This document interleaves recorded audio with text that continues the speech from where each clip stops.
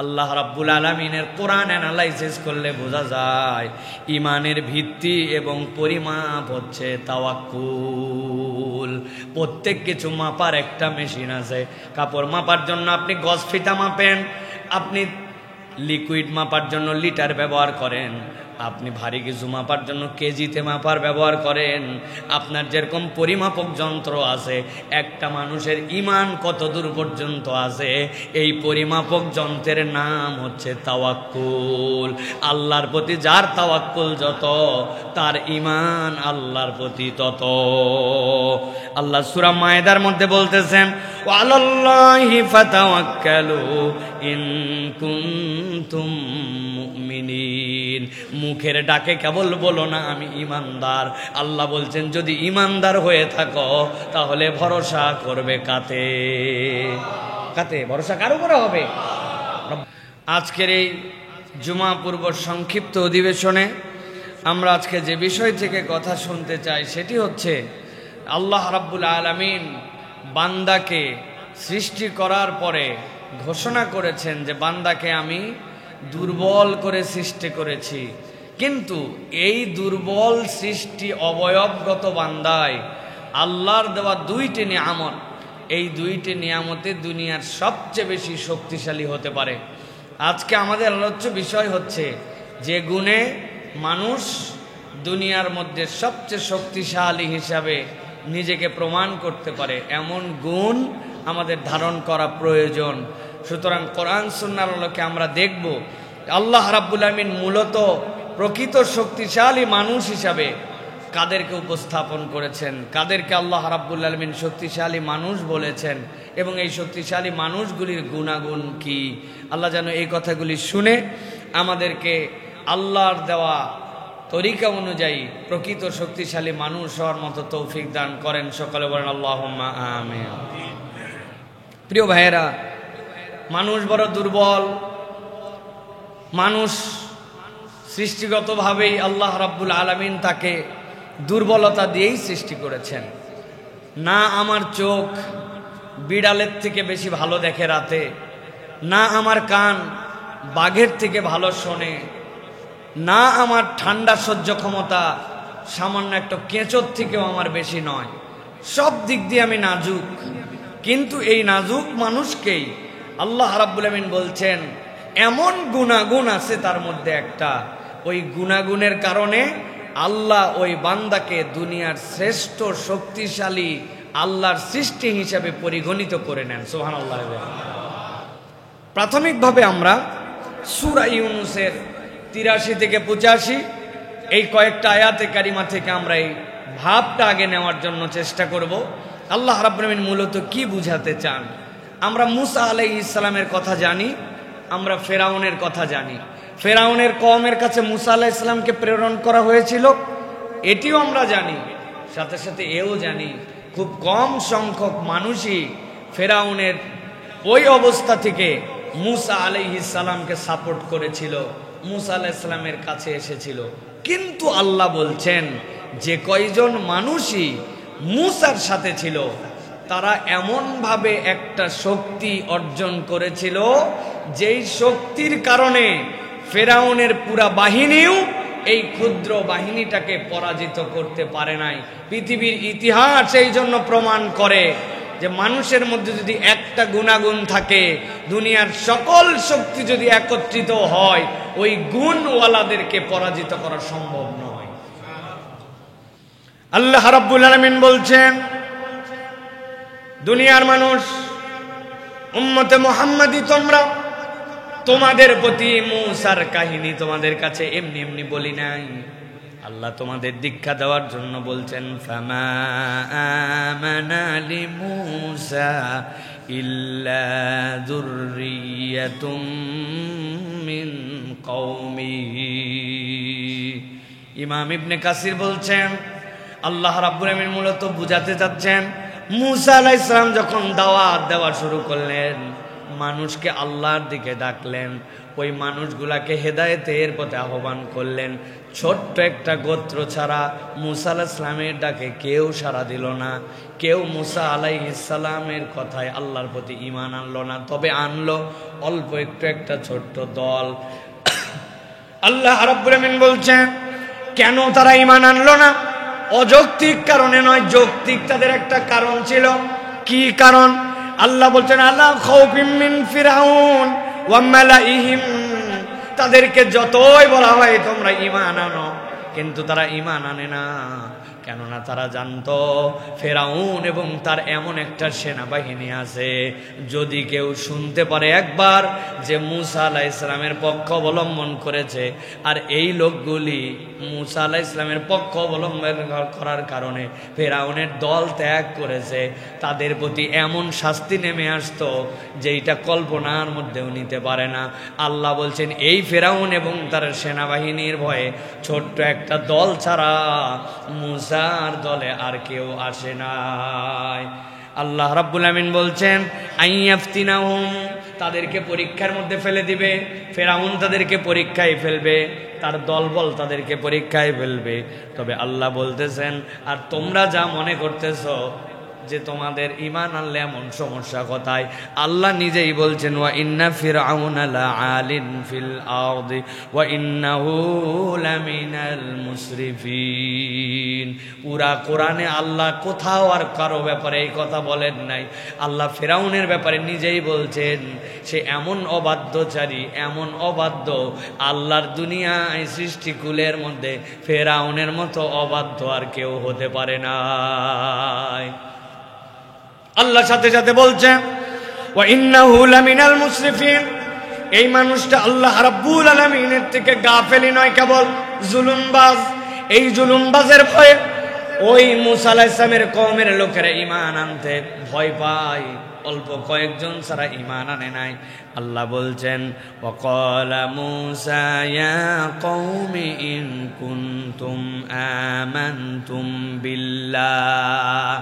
তবে মুসা এত ভয়, এত দাপট, এত উদ্ধত আচরণ, এত সৈন্যবাহিনী থাকার পরেও মুসা আলাইহিস সালাম কওমকে ডেকে বললেন ও আমার কওম, আমি তোমাদেরকে বললাম ইন কুনতুম আমানতুম বিল্লাহ, যদি সত্যি সত্যি আল্লাহর প্রতি তোমরা ঈমান এনে থাকো, আমি দায়িত্ব দিচ্ছি তোমাদেরকে ফাআলাইহি তাওয়াক্কালু ইন কুনতুম মুসলিমিন। যদি আল্লাহর প্রতি ঈমান আনো, দুনিয়ার কোনো দিকে আর তোমার ভরসা করার দরকার নাই। তোমার তাহলে দায়িত্ব হচ্ছে তুমি ভরসা করবে আল্লাহতে। সুবহানাল্লাহ। সাহসের জায়গাটা কল্পনা করেন। আল্লাহ নিজে বলছেন ফেরাউন হচ্ছে লাআল, এমন ধরনের অবাধ্য দুনিয়ায় এরকম আর একজন অবাধ্য আসে নাই। মুসরিফিন, কাউকে হিসাব করে কোনো কিছু করে না, যা মন চাই তাই করতে পারে, এমন তার সৈন্যবাহিনী আছে যেই সৈন্যবাহিনী ফাইট করা লাগে না, ওই সৈন্যবাহিনী যাকে ধরে এমন ভাবে সাইজ করে ওইটা দেখে ঈমান আনতে পারে না। কিন্তু মুসা আলাইহিস সালাম বলছেন ও ঈমানদাররা, ভয় পাওয়ার কোনো কারণ নাই। যদি প্রকৃত আল্লাহতে ঈমান আনো, তাহলে দায়িত্ব হচ্ছে আল্লাহর প্রতি ভরসা করো। যে আল্লাহর প্রতি ভরসা করে দুনিয়ার কারো ক্ষতি করার তার সামর্থ্য নাই। আল্লাহ রাব্বুল আমিন বলছেন ফাকালু আলাল্লাহি তাওয়াক্কালনা, যেই কয়জন ঈমান আনছে সাথে সাথে আসমানের দিকে মুখ তুলে বলল আমরা ভরসা করলাম আল্লাহ। আল্লাহ রাব্বুল আমিন বলছেন রব্বানা লা তাজআলনা ফিতনাতাল লিল কওমিজ জালিমিন। সাথে সাথে তারা এও বলল আল্লাহর কাছে, ও আল্লাহ আমরা বড় অসহায়, আমরা বড় দুর্বল। রব্বানা লা তাজআলনা, আপনি আমাদেরকে বানাবেন না পরীক্ষার বস্তু। কাদের জন্য? দুনিয়ার বুকে যারা ফিতনা করে ওই ফিতনাবাজদের পরীক্ষার মধ্যে মেহেরবানি করে আপনি আমাকে ফেলবেন না। আমি জানি ওই ফিতনার মধ্যে আমি টিকে থাকতে পারবো না, অতএব ফিতনা থেকে রক্ষা করবেন আপনি, আমার ভরসার প্রতি ইস্তেকামত দিবেন আপনি। সুবহানাল্লাহ। প্রত্যেক ইমানদারের মা বোন সহ প্রত্যেক পিতা প্রত্যেক ভাই প্রত্যেক সন্তানের দায়িত্ব এই দোয়াটা মুখস্থ করে ফেলা। রব্বুল আলামিন শিখাচ্ছেন, রব্বানা লা তাজআলনা ফিতনাতাল লিল কওমিজ জালিমিন। আল্লাহ যেই কওম জালিম করে, যেই কওম জালেম, রব্বুল আলামিন তাদের পরীক্ষার মধ্যে আপনি আমাকে ফেলবেন না। এমন এমন পরিস্থিতির মধ্যে মানুষ চলে আসে, যেই পরিস্থিতিতে মানুষ ঈমান টিকায় রাখতে পারে না, ওই ফিতনা থেকে বান্দা নিজেকে হেফাজত করতে পারে না। অতএব আল্লাহর কাছে দোয়া করবে, আল্লাহ আপনি আমাকে পরীক্ষার বস্তু বানাবেন না, জালেমদের ফিতনার মধ্যে আমাকে ফেলবেন না। জিজ্ঞাসা করতে চাই, এই দোয়াটা শিখাইছেন কে? এই দোয়াটা কবুল করবেন কে? তাহলে যিনি শিখালেন নিশ্চয় তিনি বান্দাকে জেনে বুঝে জানালেন। যদি বান্দা দোয়া করার মতো করতে পারে, কবুল করতে রব্বুল আলামিন দেরি করবেন না। সুবহানাল্লাহ। তাহলে এই আয়াত আমাদেরকে দুইটা শিক্ষা দিল, ভালো করে খেয়াল করেন। পরিবেশ আপনার প্রতিকূল, অবস্থা আপনার জন্য বিরূপ, আপনার আশপাশটুকু আপনার সাথে সামঞ্জস্যশীল নয়, কিন্তু বান্দা যদি এই অবস্থায় দুইটা জিনিসের উপরে যদি ঈমান আনতে পারে, তাহলে বান্দার যাবতীয় সমস্যার সমাধান হবে। এক নম্বর, ভরসা করতে হবে করার মতো আল্লাহর প্রতি, আর দুই নম্বর, আল্লাহর কাছে দোয়া করতে হবে। এই জন্য বলা হয় আর দোয়া সিলাহুল মুমিন। মুমিনের হাতে যদি একটা তলোয়ার থাকে, মুমিনের হাতে যদি একটা লাঠি থাকে, কোনো একটা সাপ আসছে, একটা কুকুর ঘেউ ঘেউ করে ডিস্টার্ব করতে আসছে, আপনার কাছে দস্তুর মতো লম্বা একটা ছাতা আছে, ছাতাটা বাঁশ দিয়া ধাম ধাম করে দুইটা লাগাই দিছেন, এটা আপনার সিলাহ, এইটা আপনার আত্মরক্ষার কবচ। আল্লাহ বলছেন, বান্দা তুমি তো ইনস্টল করছো তোমার ইমানের ভিতরে যে রব্বুল আলামিন ছাড়া আমার কোনো ভরসার জায়গা নাই। আর ওই ইনস্টল করার পরে ওই অ্যাপসটা ব্যবহার করবে কেমনে? এখন অ্যাপসটা ব্যবহার করবে আল্লাহর কাছে দোয়া দিয়ে। আপনার অ্যাপস ইনস্টল আছে, দোয়া হচ্ছে আপনার ব্যবহার বিধি। যেই বান্দার কাছে এই দুইটা নিয়ামত আছে, আল্লাহ বলছেন ওই লোক বিছনায় কায়েত হয়ে শুয়ে থাকতে পারে, পরে আরেকজন ধরে নিয়ে ডান থেকে বামে ফিরাই দেওয়া লাগতে পারে, কিন্তু দুনিয়ার বাহ্যিক শারীরিক অবকাঠামোতে সেই ব্যক্তি দুর্বল, কিন্তু আল্লাহর প্রতি ভরসা আর আল্লাহর কাছে দোয়া, এই যোগ্যতার কারণে আল্লাহর আসমানের নিচে জমিনের উপরে তার থেকে শক্তিশালী প্রকৃত কেউ নাই। সুবহানাল্লাহ। শক্তি দেখানোর জায়গা কোনটা? শক্তি দেখানোর জায়গা হচ্ছে শয়তানের বিপক্ষে আপনার ফাইট করা। ইন্নাশ শাইতানা লাকুম আদুউম মুবিন। আপনি কল্পনা করেছেন আমার একজন রব আছে, যার রব আছে তার সব আছে। বলেন কি বলছি?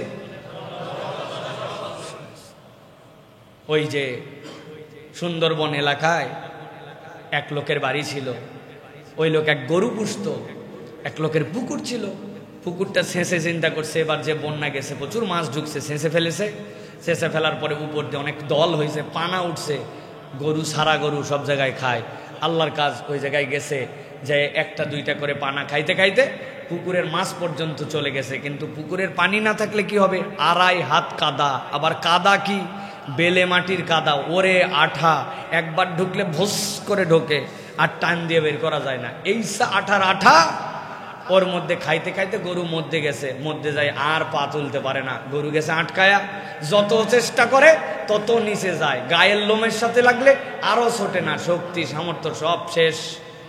গরু ওই জায়গায় চুপচাপ আছে আর ভাবতেছে আজকে কপালে কিছু মায়ের আছে আমার, কেননা খাইতে খাইতে আমি যে জায়গায় আসছি আমার মালিক আসার পরে দেখলে খবর আছে। যা ভাবনা তাই, আর বেশি চেষ্টা না করে চুপচাপ আছে। মালিক খুঁজতে খুঁজতে গরু কইরে যেয়ে দেখে ওই পুকুরের মধ্যে আটকায়া ওই জায়গায় বসে আছে। লোকজনরে ডাক দিয়েছে, আমার গরুটার উদ্ধার করা লাগবে। গলায় দড়ি লাগায়া ঈসা টানা টানছে, গলা মলা ছিলে গেছে এই দিক দিয়া, ঢাই ঢাই করে পাশার মধ্যে বাঁশ দিয়ে দুইটা বাড়ি দিয়েছে। ব্যাককল, এত খাওয়ার জায়গা থাকতে তোমার পুকুরের মধ্যে নামা লাগে? মাইরে মুইরে উঠায় আনছে। গরু কোনো হামলায়ও নাই, কিচ্ছু বলে নাই। আনার পরে বালতি দিয়া পুরা গাটা ধোয়ায় টোয়া, আবার কপালে একটু আদর করে দিয়া আবার ভিতরে ঢুকাই দিছে। আবার রাখার সময় একটু খ্যাটটা দিয়েও রাখছে, যে সারাদিন তো যা খাওয়ার খাইছে তার চেয়ে কষ্ট বেশি করছে গরুওয়ালার। এই ঘটনার রাত্রি আরেক ঘটনা ঘটছে। ওই এলাকায় হরিণ শিকার করার জন্য রাত্রিবেলা বাঘ মামা বেরোইছে।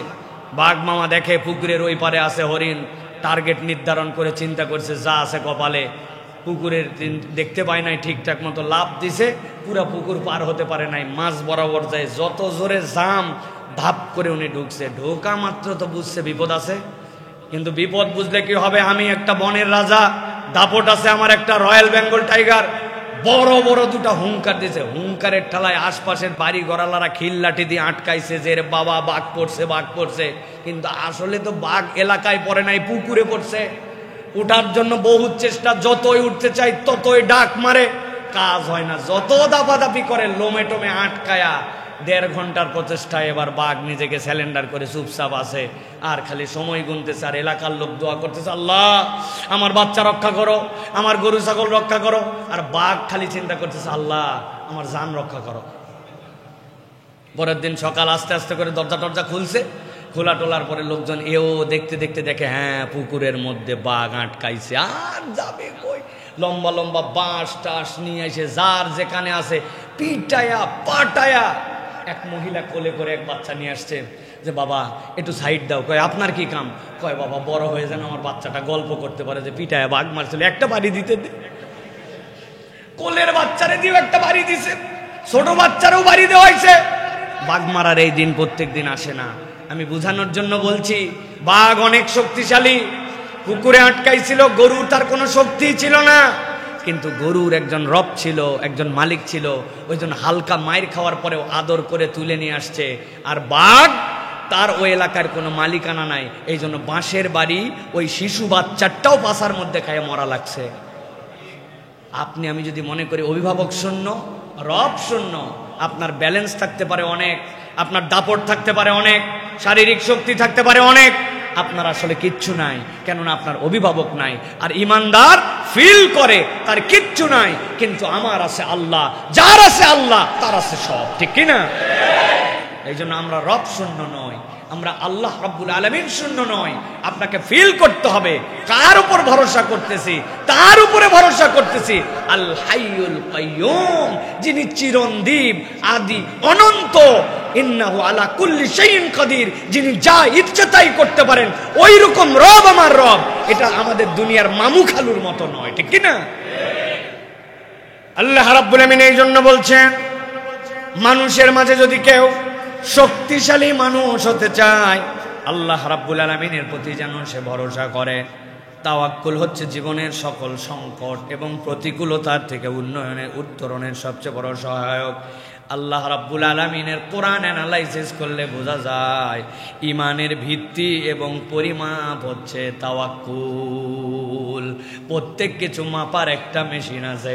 কাপড় মাপার জন্য আপনি গজ ফিতা মাপেন, আপনি লিকুইড মাপার জন্য লিটার ব্যবহার করেন, আপনি ভারী কিছু মাপার জন্য কেজিতে মাপার ব্যবহার করেন। আপনার যেরকম পরিমাপক যন্ত্র আছে, একটা মানুষের ঈমান কত দূর পর্যন্ত আছে, এই পরিমাপক যন্ত্রের নাম হচ্ছে তাওয়াক্কুল। আল্লাহর প্রতি যার তাওয়াক্কুল যত, তার ঈমান আল্লাহর প্রতি তত। আল্লাহ সূরা মায়েদার মধ্যে বলতেছেন, ওয়ালাল্লাহি ফাতাওয়াক্কালু ইন কুনতুম মুমিনিন। মুখের ডাকে কেবল বলো না আমি ইমানদার। আল্লাহ বলছেন যদি ইমানদার হয়ে থাকো তাহলে ভরসা করবে কাতে? কাতে ভরসা কার উপরে হবে? রব্বুল আলামিনের প্রতি আপনাকে ভরসা করতে হবে। ইন কুনতুম মুমিনিন, তুমি ডিক্লার দিয়েছো যে আমি ইসলাম নামক স্কুলের মধ্যে ঢুকেছি, আল্লাহ বলছেন সিলেবাসটা গ্রহণ করে নাও। তোমার সিলেবাস কি? আল্লাহ বলছেন তোমার সিলেবাস হচ্ছে আল্লাহর প্রতি তোমাকে ভরসা করতে হবে। রমাদান আমাদেরকে আল্লাহর প্রতি ভরসা করতে শেখায়। বান্দা আল্লাহ রাব্বুল আলামিনের প্রতি কেবল ভরসা করে। প্রিয় ভাইয়েরা, দুনিয়াতে আমাদের যে সিয়াম, এই সিয়ামটা হচ্ছে দুই ধরনের।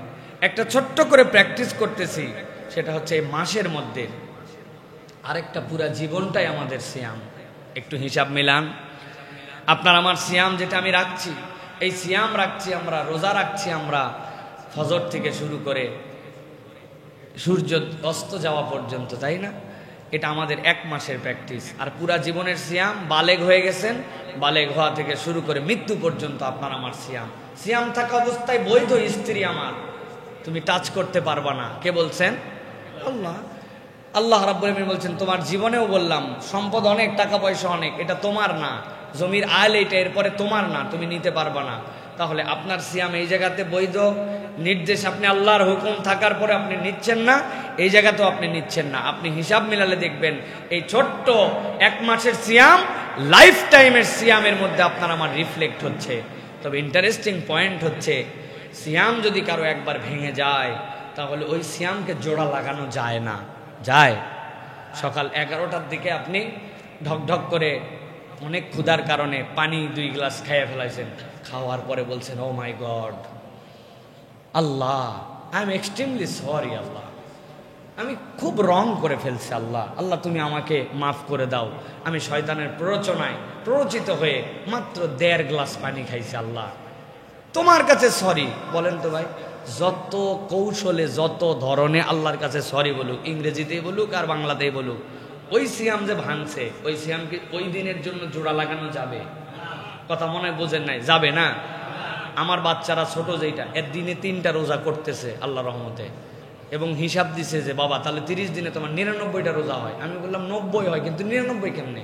ওই মা একদিন বলছে 4টা রোজাও হয়েছে কোন দিনের। এখন আমাদের ছোট বাচ্চার বুঝ দেওয়া এটা, কিন্তু আমাদের সিয়াম কি এরকম সম্ভব ভাই? কিন্তু জীবনের যে সিয়াম, আল্লাহ ওই জায়গায় একটা এক্সেপশনালিটি রেখেছেন। মৃত্যুর গড়গড়ির ফেরেশতা আসার আগ মুহূর্তেও আমি বুঝছি যে আল্লাহর এই অবাধ্যতা ছিল, আমার তো সিয়াম ভঙ্গ ছিল, কিন্তু আমি যেই তওবা করছি আল্লাহ ওই সিয়ামটা আবার জোড়া লাগাই দিয়েছেন। আল্লাহ বলছেন আমি তোরে মাফ করে দিলাম।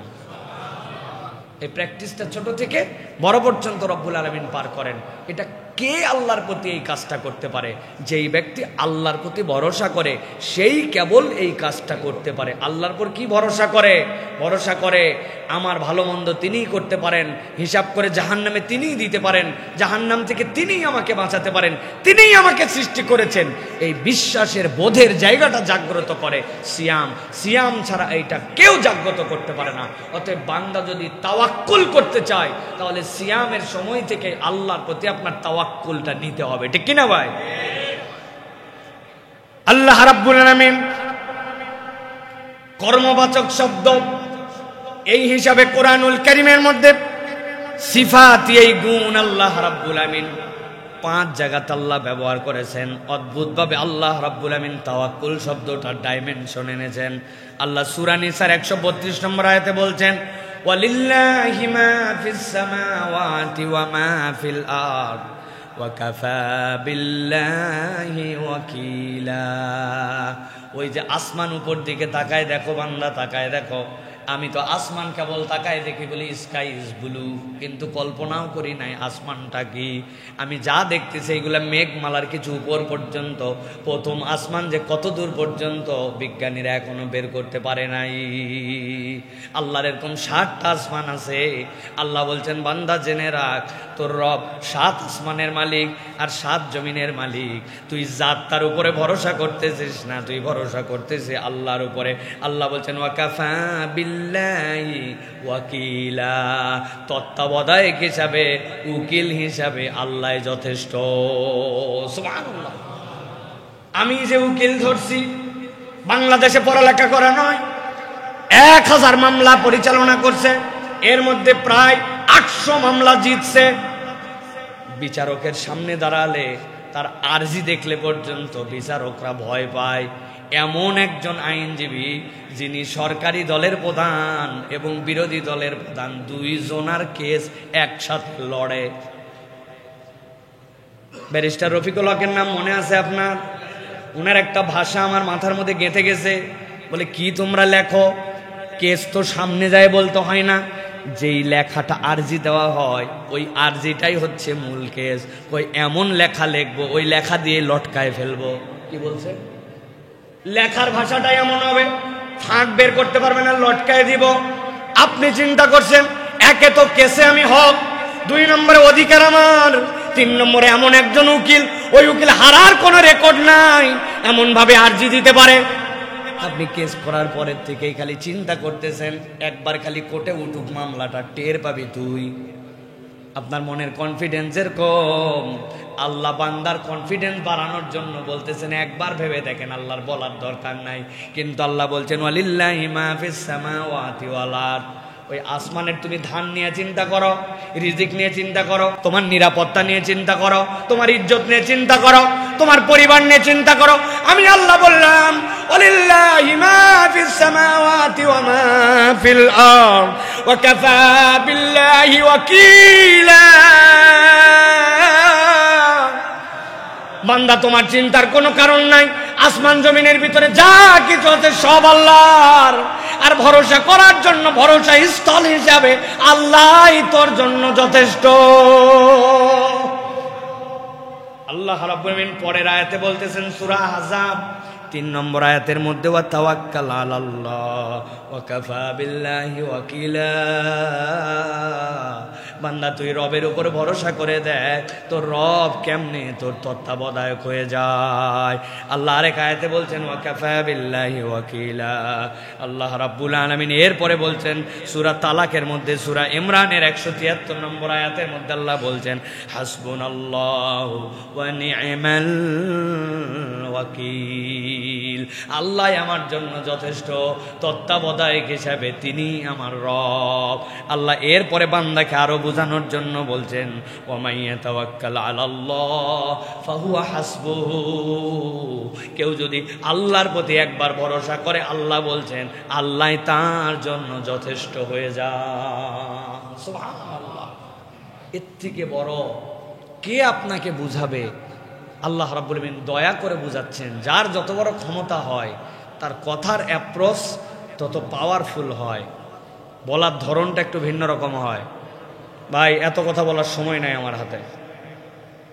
যদি ভরসা করতে পারো করো আমার উপরে, কি করতে পারি না পারি আশপাশের তো শুনে নিও। আমাদের দুনিয়াবি ধরনে এটা না ভাই, পাওয়ার আমার এরকম, আমি বোঝাচ্ছি এরকম করে। ভাই এত কথা বলা লাগবে কেন ভাই? মূল কথা বলো, কয় টাকা লাগবে বলো। ভারী ২-৪-৫ টাকা নিয়ে আবার প্যাটার প্যাটার করে কাহিনী শোনাতে আসে, এত শোনার সময় নাই। মানে ওনার অনেক টাকা আছে, উনি ২-৪-৫ হাজার টাকা দিয়ে আমার ধরনের কম।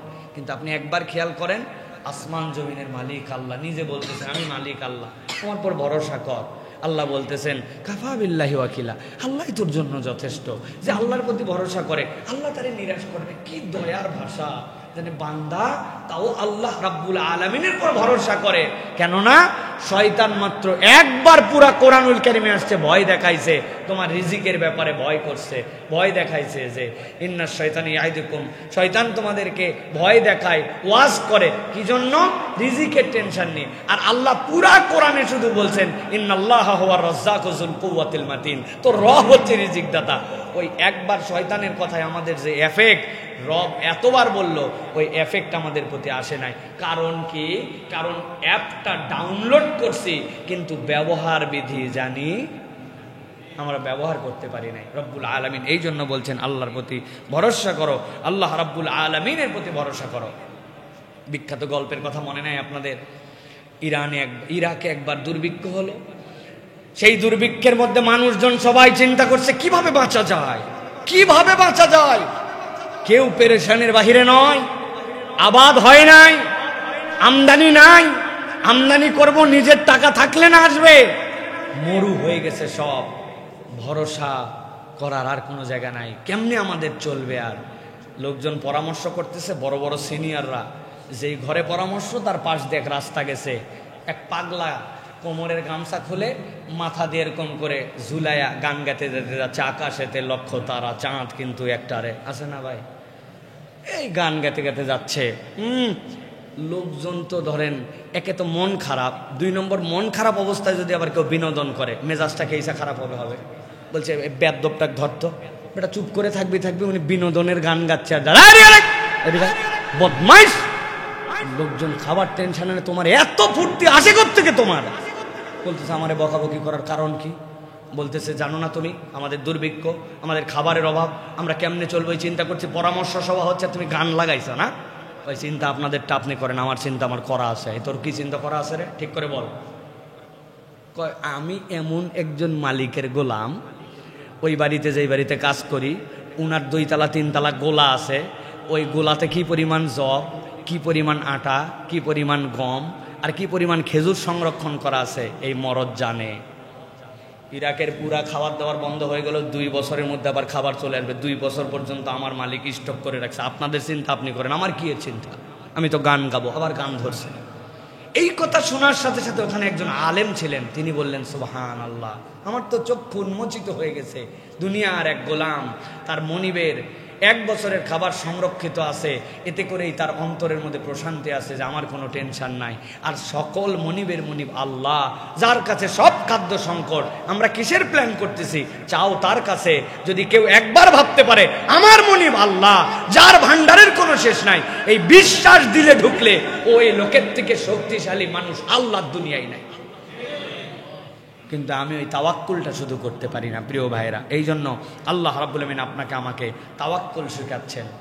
নবী করিম সাল্লাল্লাহু আলাইহি ওয়াসাল্লামের একজন বিখ্যাত সাহাবী ছিলেন আসমা বিনতু উমাইস। আসমা বিনতু উমাইস যখন ঈমান আনলেন, ঈমান আনার পরে এই আসমা বিনতু উমাইসের সাথে বিয়ে হলো জাফর ইবনে আবু তালেব। জাফর ইবনে আবু তালেবের সাথে যখন আসমা বিনতু উমাইসের বিয়ে হলো, বিয়ে হওয়ার পরে অত্যাচার বেড়ে গেল। মক্কার লোকেরা নানানভাবে কষ্ট দিতে শুরু করলো। নবী করিম সাল্লাল্লাহু আলাইহি সাল্লাম হযরত জাফর রাদিয়াল্লাহু তাআলা আনহুকে নির্দেশ দিলেন, জাফর তুমি এখানে থেকো না, তুমি হাবাসায় হিজরত করে চলে যাও। আসমা বিনতু উমাইস বললেন, আমাদের দুঃখ, আমরা ঈমান আনলাম মুহাম্মদ সাল্লাল্লাহু আলাইহি ওয়াসাল্লামের প্রতি, তার পাশে থাকব, কিন্তু আমরা কেমনে এই বিরহটা সহ্য করব? রাসূলুল্লাহ সাল্লাল্লাহু আলাইহি ওয়াসাল্লামকে দেখলে আমাদের পেটের ক্ষুধা চলে যায়, যত কষ্ট পায় নবীর মুখ একবার দেখলে দুনিয়ার সব ভুলে যায়। যত আমাদের হতাশা থাক, আল্লাহ রসুলের মুখ থেকে একটা বাক্য শুনলে আমাদের অন্তরগুলা সূর্যের থেকে বেশি আলোকিত হয়ে যায়। আমরা ঈমান আনলাম, আবার হাবাসায় চলে যাব। এত দুঃখ আসমা বিনতু উমাইসের। কিন্তু তিনি বলতেছেন, হাজার দুঃখের পরে একটা প্রশান্তি খুঁজতাম। কি প্রশান্তি? হযরতে জাফর ইবনে আবু তালেব দেখতে হুবহু কপি অফ মুহাম্মদুর রাসূলুল্লাহ সাল্লাল্লাহু আলাইহি ওয়াসাল্লাম ছিলেন। বলে আমি যখন আমার স্বামীর দিকে তাকাতাম, আমি মুহাম্মদ সাল্লাল্লাহু আলাইহি ওয়াসাল্লামের একটা নমুনা দেখতে পাইতাম। সুবহানাল্লাহ। যখন হেঁটে যেতেন জাফর ইবনে আবু তালেব, অনেকে ভুল করে জাফর ইবনে আবু তালেবকে ইয়া মুহাম্মদ বলে ডাক দিয়ে ফেলতো। উনি ঘুরছেন, ও জাফর। এত মিল দুইজনের চেহারার মধ্যে, কাছাকাছি। রাসূলুল্লাহ সাল্লাল্লাহু আলাইহি ওয়াসাল্লামের চেহারার সাথে কম্পেয়ার করার মতো তো কেউ নাই, কিন্তু লুকিংটা, হাঁটা চলাটা হযরত জাফরের সাথে মিল ছিল। হযরতে আসমা বিনতু উমাইস রাসূলুল্লাহ সাল্লাল্লাহু আলাইহি ওয়াসাল্লামের নির্দেশে হাবাসায় সফর করে চলে গেলেন। যাওয়ার পরে কিছুদিনের মধ্যে তাদের একটা সন্তান হলো। সন্তানের নাম রাখলেন আব্দুল্লাহ। এরপরে দেখতে দেখতে আবার একটা সন্তান হলো, সেই সন্তানের নাম রাখলেন মুহাম্মদ। আরেকটা সন্তান হলো, তার নাম রাখলেন আওন। হযরত আসমা বিনতু উমাইস বলতেছেন, আল্লাহ আমাকে পরম সৌভাগ্যবান বানাইছেন। আমার স্বামী দেখতে যেরকম, মুহাম্মাদুর রাসূলুল্লাহ সাল্লাল্লাহু আলাইহি সাল্লামের মতো দেহ কাটিংটা। আমার আব্দুল্লাহর মুহাম্মদ নামের যেই 2 সন্তান, এরাও দেখতে আমার নবীর মতো হয়েছিল। নবীজি সাল্লাল্লাহু আলাইহি সাল্লাম হিজরত করে মদিনায় চলে গেলেন। যাওয়ার পরে খবর পাঠায় দিলেন, ও আসমা বিনতু উমাইস আর জাফর, আর হাবাসায় থাকতে হবে না, মদিনায় চলে আসো। খুশিতে আনন্দে হিল্লোলে হযরতে জাফর রাদিয়াল্লাহু তাআলা রওনা হয়ে গেলেন মদিনার দিকে। হযরতে জাফর রাদিয়াল্লাহু তাআলা যখন মদিনায় পৌঁছালেন, আল্লাহ নবী সাল্লাল্লাহু আলাইহি ওয়াসাল্লামের কাছে খবর দেওয়া হলো, ইয়া রাসূলুল্লাহ, আব্দুল্লাহ, মুহাম্মদ, আওন আর জাফর তার পরিবার নিয়ে মদিনার দিকে চলে আসছে। আল্লাহ নবী এত খুশি হলেন, লাফ দিয়ে দাঁড়ায় যায়া দৌড়ায় দৌড়ায় তাদেরকে রিসিভ করার জন্য যাচ্ছেন। সাহাবায়ে কেরাম বলতেছে, আল্লাহ নবী যখন হযরতে জাফরের কাছে আলিঙ্গন করার জন্য যাচ্ছিলেন, তার গায়ের চাদর সরতে সরতে মাটি দিয়ে ছেঁচড়ায় যাচ্ছিল। নবীজি খেয়াল করতে পারেন নাই, তার আনন্দটাই এত বেশি ছিল। হযরতে জাফরকে বুকের সাথে জড়ায় ধরলেন। ঠিক ওই দিনেই খাইবার বিজয়ের খবর আসছে মদিনায়। মদিনায় আনন্দের হিল্লোল। আল্লাহ নবী বললেন, আমার আনন্দ কোনটা যে বেশি আমি বলতে পারবো না, খাইবারের বিজয় নাকি জাফরের আগমন। সুবহানাল্লাহ। হযরতে জাফর রাদিয়াল্লাহু তাআলা আনহু মদিনায় অবস্থান করছেন। এমন সময় মুতার যুদ্ধের জন্য ঘোষণা চলে আসলো। মুতার প্রান্তরে কারা কারা যাবে, আল্লাহ নবী সাল্লাল্লাহু আলাইহি ওয়াসাল্লাম তালিকা করতে শুরু করলেন। তালিকা করার সময় আল্লাহ নবী সাল্লাল্লাহু আলাইহি ওয়াসাল্লাম হযরতে জাফরের নাম দিয়ে দিলেন 1 নম্বর। বললেন জাফর 1 নম্বর কেবল নয়, আমার আরো 2 জন সেনাপতি লাগবে। হযরত জাফর রাদিয়াল্লাহু তাআলার নাম যখন সিলেক্ট হয়ে গেল, এরপরে যখন আরো 2 জন সেনাপতির নাম আসলো, মানুষের স্বাভাবিকভাবে যুদ্ধবিদ্যা যারা জানে তারা বুঝলো এই যুদ্ধটা সহজ যুদ্ধ হবে না। কেননা এক যুদ্ধে পরপর 3 জন সেনাপতি নবী সিলেক্ট করে দেন নাই। তার মানে এই যুদ্ধে সেনাপতি প্রথম 2 জন তারা আল্লাহর জন্য শহীদ হয়ে যেতে পারেন। হযরত জাফর রাদিয়াল্লাহু তাআলা রওনা হলেন। ইসলামের ইতিহাস, যে ইতিহাস জাফর রাদিয়াল্লাহু তাআলা রচনা করেছেন, কিয়ামত পর্যন্ত নতুন করে ইতিহাস লেখা কঠিন। হযরত জাফর রাদিয়াল্লাহু তাআলার কাছে ইসলামের পতাকা। হযরত জাফর যখন যুদ্ধ করছিলেন, বিপক্ষের মানুষেরা তার যখন আক্রমণ করেছে, তিনি আক্রমণ প্রতিহত করতে যে তার ডান হাতটা হারাই ফেলেছিলেন। ওই জাফর রাদিয়াল্লাহু তাআলা এরপরে বাম হাতে ইসলামের ঝান্ডা ধরেছিলেন। তারা যখন জাফর রাদিয়াল্লাহু তাআলাকে আক্রমণ করে বাম হাত ফেলে দিয়েছে, বাকি যে 2 পা ছিল, 2 পা দিয়ে বুকের সাথে জড়ায় ধরে ইসলামের পতাকাকে উজ্জ্বল করে রেখেছিলেন। কিন্তু যখন তারা তাকে আক্রমণ করে কোমরের নিচ থেকে শরীরকে আলাদা করে দিল, জাফর রাদিয়াল্লাহু তাআলার জান তখনও বের হয় নাই। তিনি তখন দাঁত দিয়ে কামড়ায় ধরে কাত হয়ে ইসলামের পতাকাটা মাটিতে ফেলতে দেন নাই, তারপরে উড্ডীন করে রেখেছেন। হযরত জাফর রাদিয়াল্লাহু তাআলা শাহাদাতের খবর নবীজি সাল্লাল্লাহু আলাইহি ওয়াসাল্লামের কাছে চলে আসলো। নবীজি সাল্লাল্লাহু আলাইহি ওয়াসাল্লাম পাগলের মতো দৌড়ায় হযরত আসমা বিনতে উনাইসের বাড়িতে চলে গেলেন। যাওয়ার পরে ডাক দিলেন, ইয়া মুহাম্মদ, ইয়া আব্দুল্লাহ, আন। সবগুলো দৌড়ে আসছে। আল্লাহর নবী কোনো কথা বলেন না, কিন্তু চোখ দিয়ে নবীজির পানি পড়ে। আসমা বিনতে উনাইস জিজ্ঞাসা করে, ইয়া রাসূলুল্লাহ, আপনার চোখ দিয়ে পানি কেন? নবীজি চিন্তা করলেন, জীবনে কখনো বানায় কথা বলেন নাই, ইয়ারকির ছলেও মিথ্যা কথা বলেন নাই, গোপন কেমনে রাখবেন? হযরত রাসূলুল্লাহ সাল্লাল্লাহু আলাইহি ওয়াসাল্লাম বলেন, আসমা, তোমার জন্য একটা কঠিন সংবাদ আছে।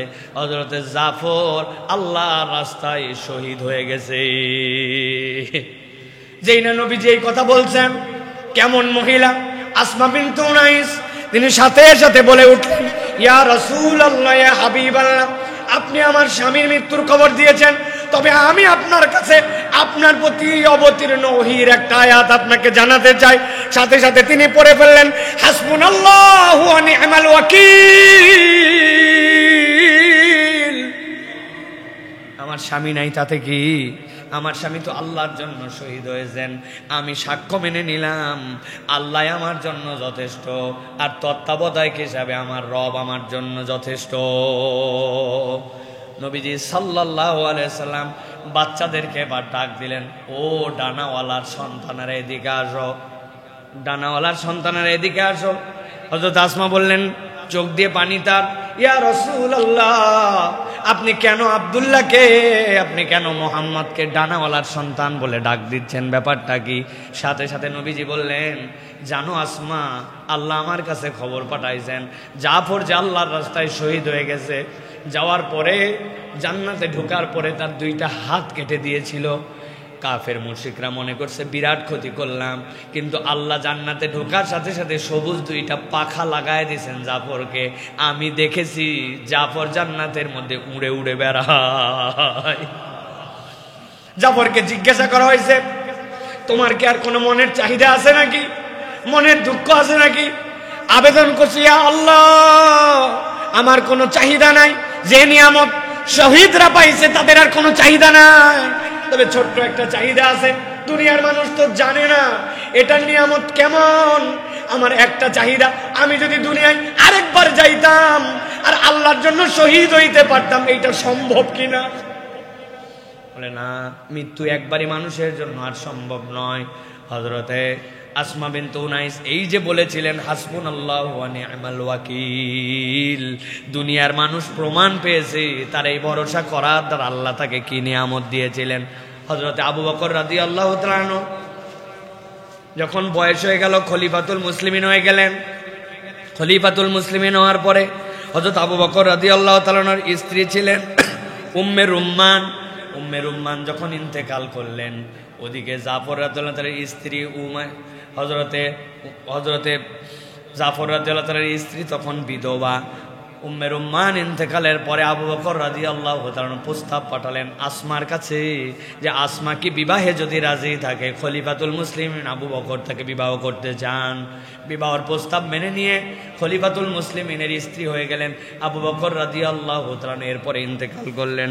আবু বকর রাদিয়াল্লাহু তাআলা ইন্তেকাল করার পরে এরপরে হযরতে আলী রাদিয়াল্লাহু তাআলা যখন আবার খলিফাতুল মুসলিমিন হলেন তখনও আসমা বেঁচে ছিলেন। আসমা বেঁচে থাকা অবস্থাতে হযরতে আলী রাদিয়াল্লাহু তাআলার স্ত্রী ফাতেমা রাদিয়াল্লাহু তাআলা যখন ইন্তেকাল করলেন তিনি তখন প্রস্তাব পাঠালেন আসমা যদি রাজি থাকে তাহলে তাকে আমি বিবাহ করতে চাই। হযরত আলী রাদিয়াল্লাহু তাআলার সাথেও তার বিবাহ হলো। আবু বকর রাদিয়াল্লাহু তাআলার ঘরেও একটা সন্তান ছিল, আগে ছিল 3 সন্তান, হযরত আলীর ঘরেও একটা সন্তান হয়েছে। একদিন 2 সন্তান মাঠের মধ্যে গেছে, যাওয়ার পরে গন্ডগোল লাগাইছে। আমার আব্বাকে জানো নাকি? সাহেবুল গার, নবীজি সাল্লাল্লাহু আলাইহি ওয়াসাল্লামের সাথে গারে হেরার মধ্যে ছিল। নবী করিম সাল্লাল্লাহু আলাইহি ওয়াসাল্লামের প্রথম মুসলমান, তার সাথে নবুয়তের আগের থেকে বন্ধুত্ব। নবীজির লাইফে এমন কোনো দিন নাই একবার অন্তত আবু বকর রাদিয়াল্লাহু সাথে মিলিত হন নাই। আমি হচ্ছি তার সন্তান। আলী রাদিয়াল্লাহু তাআলার ঘরে যে সন্তান সে বলল শেরে খোদা আসাদুল্লাহ হচ্ছেন আলী রাদিয়াল্লাহু তাআলা। খাইবারের যুদ্ধে এমন দরজা উত্তোলন করেছেন 40 জন লোক মিলে উঠতে পারে না। তোমার আব্বা তো একজন লোক, আমারটা 40 বাপের সমান শক্তিশালী, 2 জন লাগাইছে ঝগড়া।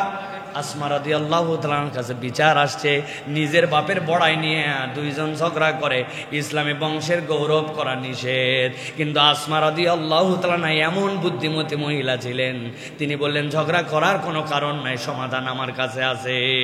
বৃদ্ধ এবং বয়োজ্যেষ্ঠদের মধ্যে আবু বকর রাদিয়াল্লাহু তাআলা থেকে ভালো মানুষ আমি আর দেখি নাই।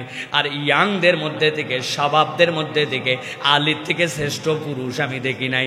কারো বাপই ছোট নয়, 2 জনই আল্লাহর কাছে মকবুল। হাসবুনাল্লাহু ওয়া নি'মাল ওয়াকিল। এক স্বামী হারাইছেন আর আল্লাহ রাব্বুল আলামিন তাকে 2 জন খলিফাতুল মুসলিমিনের স্ত্রী বানায়া অভিভাবকত্ব রাষ্ট্রের প্রধানের দ্বারা দিয়া আল্লাহ ইজ্জতওয়ালা করে তারপরে দুনিয়ার থেকে নিছেন। জিজ্ঞাসা করতে চাই, যেই আল্লাহ আসমার জন্য এই ব্যবস্থা করেছেন ওই আল্লাহ আছে না নাই? তার একটু বয়সটা শুধু বেড়ে গেছে, তাই তো? নাউজুবিল্লাহ। ওই আল্লাহ বলছেন তুমি বান্দা ফাতাওয়াক্কাল আলাল্লাহ ইন কুনতুম মুমিনিন, যদি ঈমানদার হও আমার প্রতি ভরসা করো। এই জন্য বান্দা যদি আল্লাহর প্রতি ভরসা করে আল্লাহ রাব্বুল আলামিন ওই বান্দার জন্য যথেষ্ট হয়ে যান। আমাদের শক্তিহীনতার কারণ আল্লাহর প্রতি আমার ভরসা নাই, ঠিক কি না ভাই? এই জন্য আপনি কার লোক এটা আপনাকে নির্ধারণ করতে হবে।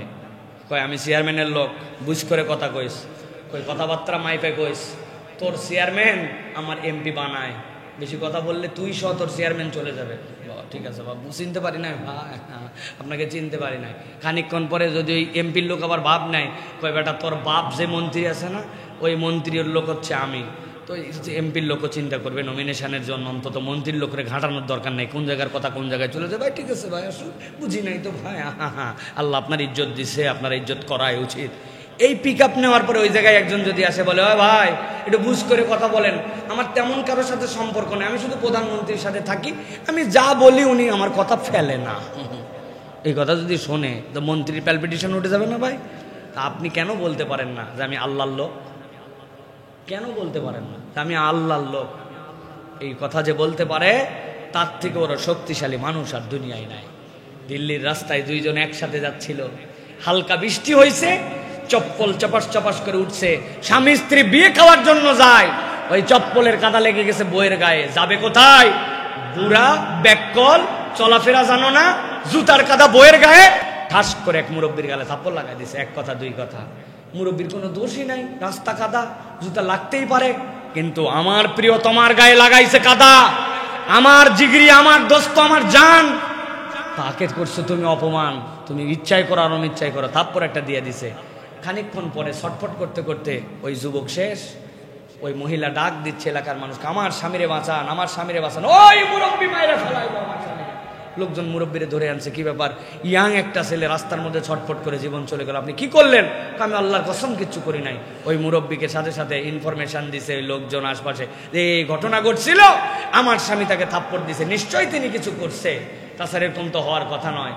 ওই মুরব্বী তখন বলছে, বিশ্বাস করো আমার গায়ে যে শক্তি দেখতেছ, এতে ওরে মারিও নাই, কিছু করি নাই, কিন্তু আমি কোনো অন্যায় করি নাই। তার প্রিয়তমা তার গায়ে কাদা লাগার জন্য সে সহ্য করতে পারে না, আমারে থাপ্পড় দিছে। আমার মনে একটু ব্যথা লাগছে যে এই কষ্টটা তো আমাকে দেওয়া উচিত হয় না, আমি তো ইচ্ছা করে করি নাই। তবে আমারও একজনের সাথে বন্ধুত্ব আছে, তিনি আল্লাহ। এখন আমার কষ্ট দেখে আমার বন্ধু যদি কোনো অ্যাকশন নেয়, হোয়াট ক্যান আই ডু? আমার বন্ধু আল্লাহ, তিনি যদি কোনো অ্যাকশন নিয়ে থাকে তার ব্যাপার, আমি কিছু করি না। অতএব মেপে যোগে চলতে হবে, বুঝতে হবে সম্পর্কটা দুনিয়ার যে আমাদের মুআমেলাতে থাকবে সকলের সাথে, কিন্তু একটা ভ্যালুয়েবল সম্পর্ক ক্রিয়েট করতে হবে আল্লাহর সাথে। সিয়াম ছাড়া এই সুযোগ আপনাকে দুনিয়ায় আর কেউ দেয় না। আমি আল্লাহর জন্যই না খেয়ে থাকি, আমি আল্লাহর জন্যই ভয় করি, আমি আল্লাহ রাব্বুল আলামিনের জন্যই ইবাদত করি, আমি আল্লাহর জন্যই কেবল নিবেদিত হয়েছে। as-sawmu li wa ana ajzi bi, সব ইবাদতের রিওয়ার্ড দিবেন বলেছেন, আর এই ইবাদতের রিওয়ার্ড স্বয়ং আল্লাহ বলেছেন। এই সুযোগ বান্দার জীবনে আর নাই। অতএব কেউ যদি আল্লাহর প্রতি তাওয়াক্কুল করে আল্লাহকে আপন বানাতে চায়, এই রমাদানের বাকি 18 দিন কাজে লাগান। প্রিয় ভাইয়েরা, শয়তান আমাদেরকে গাফেল করে। মানুষ যেভাবে গাফলতি করে, এটা যদি আমরা বিশ্লেষণ করি, 3 ভাবে মানুষ গাফেল হয়। কবির মনোযোগে খেয়াল করেন। যারা যারা ঘুমায় গেছেন তারা তারা হাত তোলেন। কেউ ঘুমান নাই, পেছনে একজন খালি ঘুমাইছে।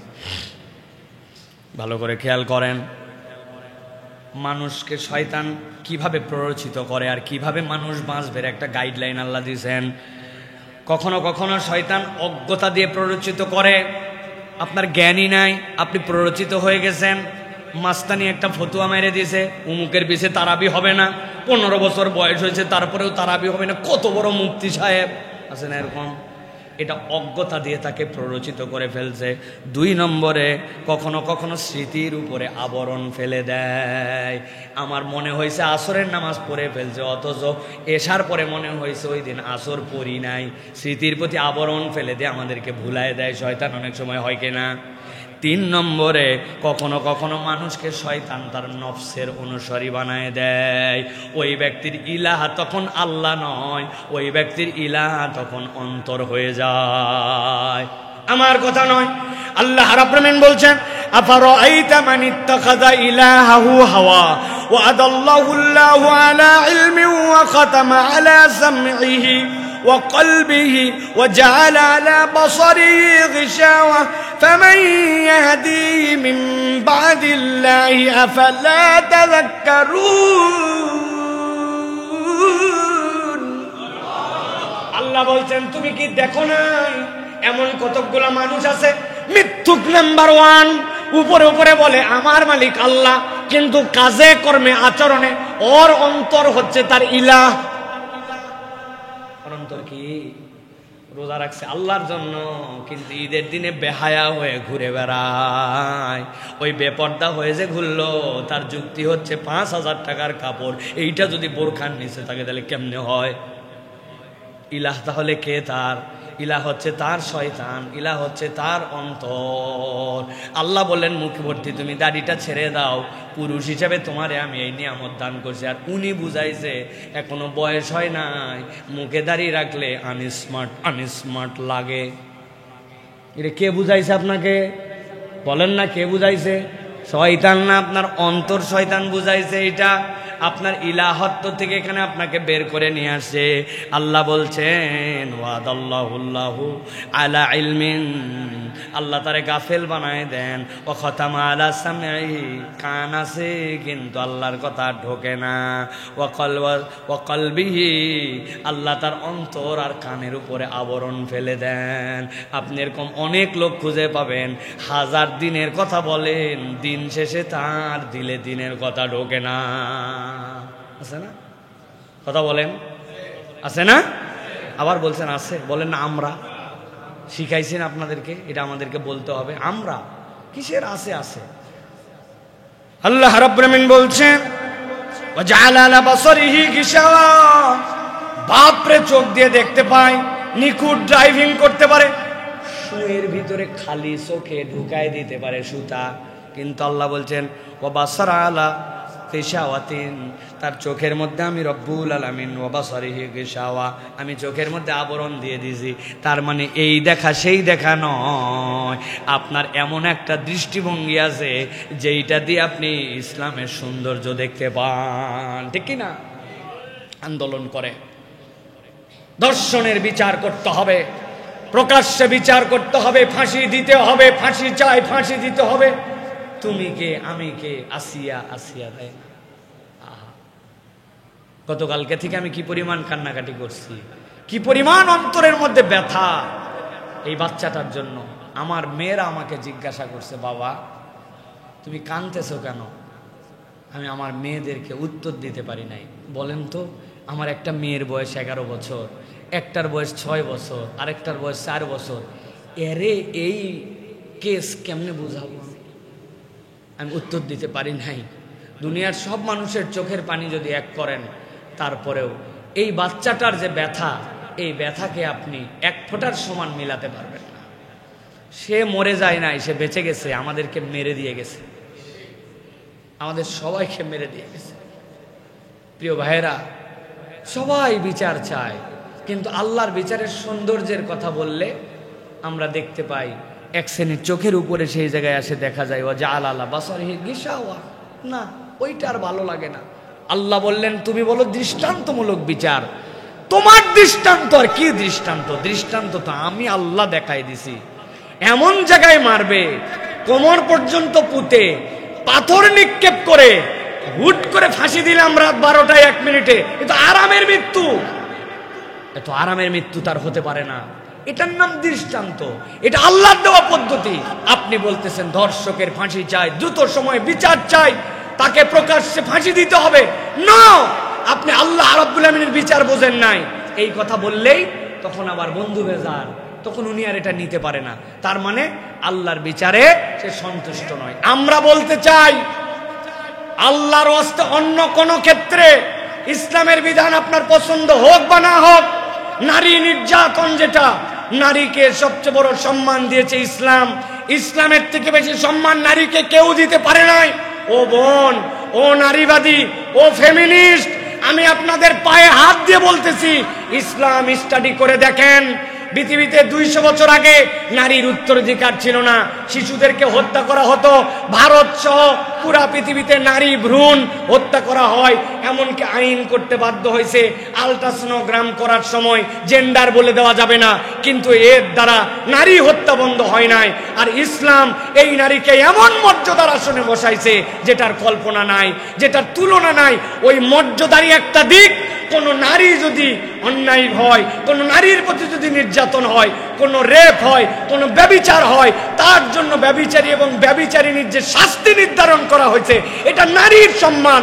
আপনি যদি এইটা প্রতিষ্ঠিত করতে না পারেন, আপনি যত ডায়লগ দেন, প্রকৃতার্থে নারীর মর্যাদা দিতে পারবেন না। প্রিয় ভাইয়েরা, ইসলাম নারীকে পোশাক দিয়ে সম্মানিত করেছে, এটা নারীর প্রোটেকশন। ইসলাম নারীর জন্য বিধান দিয়েছে নারীর প্রোটেকশন। ইসলাম নারীকে তত্ত্বাবধায়ক শূন্য করে নাই। হয় বাপের কাছে, বাপ মরে গেছে ভাইয়ের কাছে, ভাই নাই রাষ্ট্রের কাছে, বিবাহ হয়েছে স্বামীর কাছে, স্বামী মারা গেছে সন্তানের কাছে, সন্তান নাই স্বামী মারা গেছে, তখন আবার রাষ্ট্রের কাছে তত্ত্বাবধায়কহীন, 1 সেকেন্ডের জন্য রাখে নাই। 3 দিনের অতিরিক্ত পথ যদি সে দৌড়ায় যায়, কোনো দিকে দৌড়াদৌড়ি সফর করতে হয়, তাহলে পুরুষের দায়িত্ব তার মহরেমশিপের দায়িত্ব নেওয়া, তাকে নিরাপত্তা নিয়ে যাবে, সে প্রেসিডেন্টের মতো গার্ড নিয়ে সব সময় চলবে। ইসলাম এই মর্যাদা তাকে দিল। আমরা যেই বলি শরীয়ত আইনটা বাস্তবায়ন করা হোক, তখন বন্ধু বেজার আছে না একদল, তখন নারীবাদী হয়ে যায়। আসলে নারীবাদী না, এটা নেড়িবাদী। কিবাদী? 30,000 ফিলিস্তিনি নারীকে হত্যা করে ফেলা হলো, শিশুদেরকে হত্যা করে ফেলা হলো, ফিলিস্তিনের ওই মা বোনদেরকে বেইজ্জত করা হলো, খাদ্য না দিয়ে মারা হলো, ঘাসের পাতা খাইলো। তোমরা যারা নারীবাদী নারীবাদী করে, তখন তোমরা কোথায় ছিলে? ফিলিস্তিনের নারী তুমি দেখতে পাও না, আর এই জায়গায় শাহবাগে তুমি নারীবাদী মারাও, তুমি নারীবাদী না, তুমি নেড়িবাদী, ঠিক কিনা? এই জন্য আমরা বলবো আমার এই বোনের বিচার দ্রুত সময়ের মধ্যে কার্যকর করতে হবে। দোহাই লাগে একটা ইসলামী কোর্ট দিয়ে বিচার করেন, একটা করেন অন্তত, আমার বোন আসিয়ার বিচারটা করেন, দেখেন বাংলাদেশে কি পরিমাণ পরিবর্তন হয়। একটা বিচার করেন। আমরা দাবি দিচ্ছি, আপনারা দাবি করেন এইটা, কিন্তু এই কথা বললেই আমরা দেখেছি এক দল, তারা সব সময় ওয়া খাতামা আলা সামহি ওয়া কলবিহি ওয়া জাআলা আলা বাসারিহি গিশাওয়া, আল্লাহর আইন সে দেখতে পায় না। আপনি কি হিসাবে বলেন যে আপনি ধর্ষকের বিচার, মৃত্যুদণ্ড চান, প্রকাশ্য শাস্তি চান? আরে ইসলাম তো এইটাই বলছে, কিন্তু আপনার তরিকায় নয়। আপনি কেন এরকম এটা বোঝেন না? এই জন্য বলবো, আমার মা বোনদের সম্মান, আমার বাচ্চার নিরাপত্তা, আমার সমাজের এই শৃঙ্খলা ফেরানোর জন্য ইসলামী শরিয়ার এই আইনের ইমপ্লিমেন্টেশনের কোনো ব্যতিক্রম নাই। আপনার আশ্রয়স্থল হচ্ছে ইসলাম, এটাই চূড়ান্ত কথা।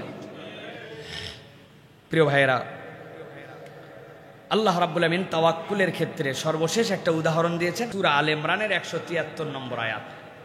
আল্লাহ রাব্বুল আলামিন বলছেন যে আল্লাহ রাব্বুল আলামিনের ভরসা যদি একবার কেউ করে, কি ধরনের স্টাইল হয় তাদের জানো?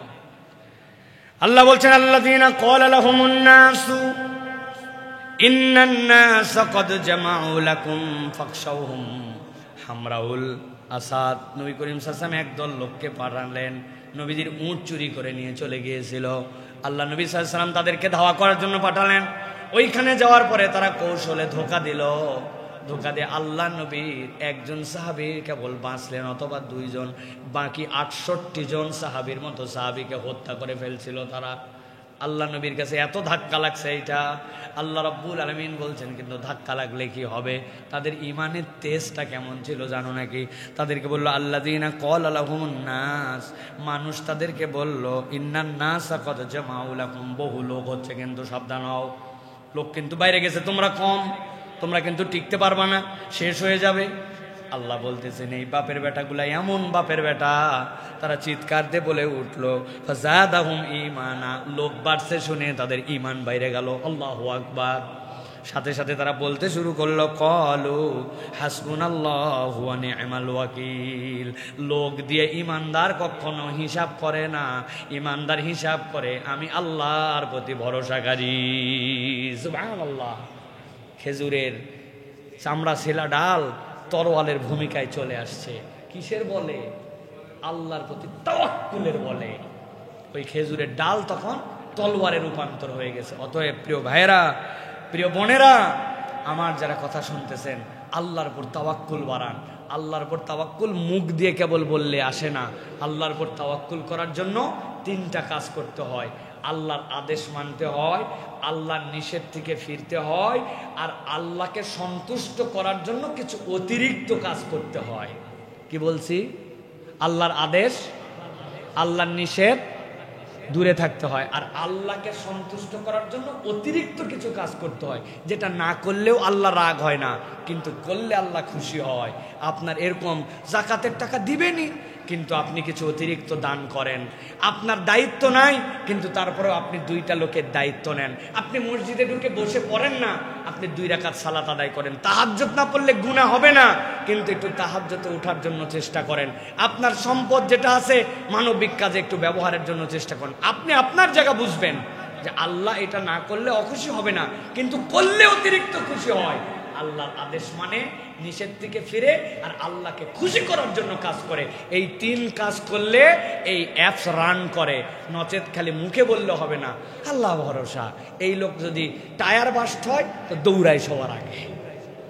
এই আল্লাহ ভরসা আমাদের।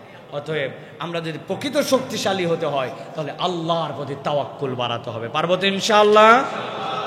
আল্লাহ তাআলা আমাদেরকে কবুল করুক, আল্লাহুম্মা আমিন। আল্লাহ আমাদেরকে বোঝার তৌফিক দান করুক, আল্লাহুম্মা আমিন।